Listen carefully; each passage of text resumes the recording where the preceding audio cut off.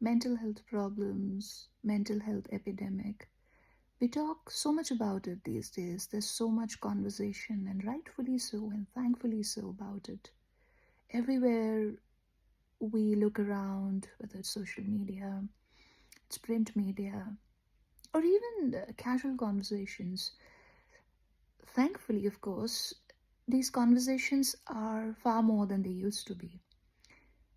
But there is always another side to everything. There's always pros and cons to everything. And what I mean by that is, whilst there are advantages to the fact that there's so much more conversation around mental health problems, one of the biggest drawbacks of this has been that sadly there's a lot of unsolicited advice. There's a lot of advice that comes from people who are not experts.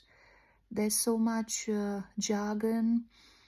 There's so much simplified, motivational, inspirational, stay positive kind of stuff that it's doing its own fair amount of damage.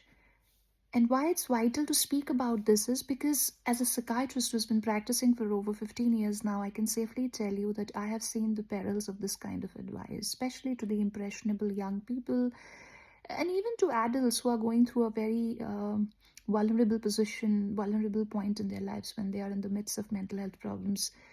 Because when you give this sort of uh, advice, generic advice, it actually does a lot more harm. And why that is so is somebody who's in the throes of sadness or anxiety, when comes across this kind of an advice from some sort of a celebrity or a self-fashioned mental health expert, do your best, go, you've got this, the only way is to get out of bed.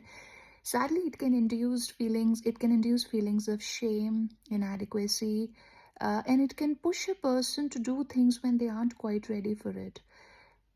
I'm not trying to say that people who are going through mental health problems should stay in bed and should just be prescribed medications or should just go and seek um, expert advice or not listen to their favorite celebrities who've gone through similar struggles. There's probably a place for it, albeit minimally. But what I'm saying is that when somebody is struggling with depression and anxiety, it is in some sense the body's and mind's signal to take it slow, to take stock, to dig deep, to go inside. And sadly, this kind of an advice which urges you to get out of bed and get on can be counterproductive and can actually enhance the sadness and anxiety that one is struggling with.